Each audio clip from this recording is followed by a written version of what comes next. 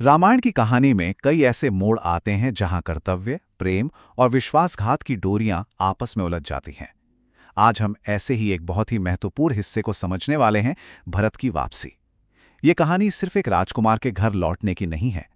ये कहानी है एक ऐसे राज्य की जो बिना राजा के संकट में है, और एक ऐसे बेटे की जिसे अपना ही घर अब पहचाना नहीं जा रहा। सोचिए जरा, एक राजा जिसके चार चार बेटे हों और उसके अंतिम संस्कार के वक्त एक भी बेटा पास ना हो, तो क्या होता है? यही वो मुश्किल सवाल था जो अयोध्या के दरबार के सामने खड़ा था जब उनके प्रिय राजा दशरथ की अचानक मृत्यु हो गई। कहते हैं ना, बिना राजा का राज्य एक ऐसे जहाज की तरह होता है जिसका कोई कप्तान न हो। अयोध्या के लिए ये डर हकीकत बन चुका था। राजा दशरथ जा चुके थे और उनके चारों बेटे दूर थे। ये जो एक खालीपन पैदा हुआ था, वो पूरे राज्य को अराजकता में डुबो सकता था। शाही दरबार एक बहुत ही मुश्किल और खतरनाक स्थिति में फंस गया था। देखिए, अराजकता का मतलब सिर्फ हंगामा नहीं होता। ये वो असल डर था जो उस वक्त अयोध्या के हर बड़े फैसले के पीछे था। ये डर था कि अगर कोई शासक नहीं होगा तो पूरा समाज ही बिखर जाएगा। एक ऐसी दुनिया बन जाएगी जहां न्याय खत्म हो जाएगा और सारी व्यवस्था टूट जाएगी। तो गुरु वशिष्ठ और पूरी राजसभा के सामने एक नहीं बल्कि दो बड़ी चुनौतियां थीं। एक थी धार्मिक और दूसरी पूरी तरह से राजनीतिक। अब यहां पर उनकी जबरदस्त रणनीति देखिए। उन्होंने एक ऐसी योजना बनाई जिससे मानो वक्त को ही रोक दिया जाए। प्लान ये था कि राजा दशरथ के शरीर को एक खास तेल में सुरक्षित रखा जाए और साथ ही चुपचाप एक दूत को भेजा जाए जो होने वाले राजा यानी भरत को वापस ले आए। और अब कहानी एक सीक्रेट मिशन का रूप ले लेती है। भारत को वापस बुलाने का यह काम पूरी तरह से गुप्त रखा गया था। और यहीं पर एक बहुत बड़ा ड्रामा छिपा है। वो ये कि हम सब जानते हैं कि असल में अयोध्या में क्या त्रासदी हुई है, लेकिन भरत, वो इस सबसे बिल्कुल अनजान है। उस दूत को जो निर्देश दिए गए थे वे बहुत ही सख्त थे। उसे ऐसा दिखाना था जैसे सब कुछ बिल्कुल सामान्य है, जबकि वो अपने साथ एक पूरे राज्य के बिखर जाने की भारी भरकम खबर लिए जा रहा था। लेकिन देखिए, किस्मत अपने इशारे भेज ही देती है। मीलों दूर अपने ननिहाल में भरत को एक बहुत ही भयानक सपना आया। एक ऐसी परेशान करने वाली तस्वीर जो अनजाने में ही एक काली भविष्यवाणी बन गई थी। एक ऐसी भविष्यवाणी जो उनके जानने से पहले ही सच हो चुकी थी। तो जब भारत तेजी से अयोध्या वापस लौटते हैं तो उनका स्वागत एक खुशहाल घर में नहीं होता, बल्कि एक खामोश मातम में डूबे शहर में होता है।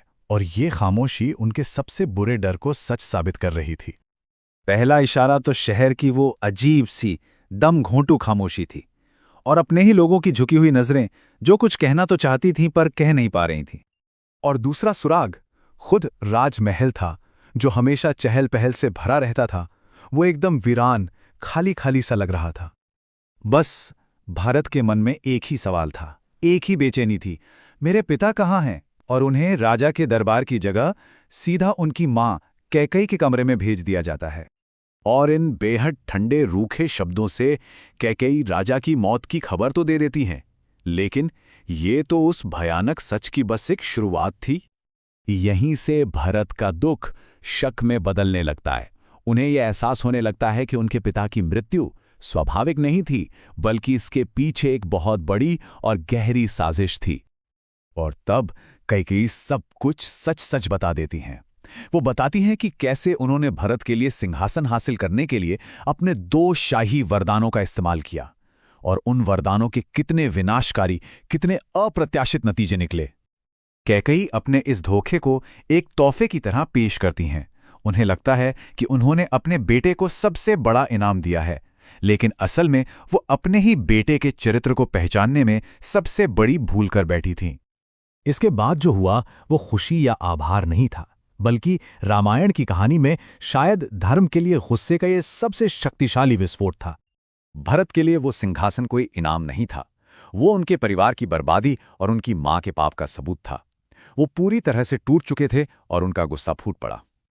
और फिर उस एक पल में जब भरत ने ये कहा, उन्होंने सबसे पवित्र रिश्ते को ही तोड़ दिया। उन्होंने उस मां को ही त्याग दिया जिसने उन्हें जन्म दिया था। इसके बाद वो एक गंभीर प्रतिज्ञा लेते हैं, राज करने की नहीं, बल्कि इस पूरी गलती को सुधारने की। वो कसम खाते हैं कि वो अपने प्रिय भाई राम को जंगल से वापस लाएंगे और अयोध्या के सिंहासन पर बिठाएंगे, जो कि उन्हीं का हक है।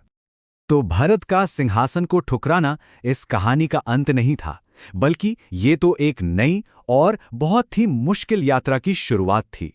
एक ऐसे सफर की जो एक टूटे हुए परिवार और एक बिखरते हुए राज्य को बचाने के लिए था।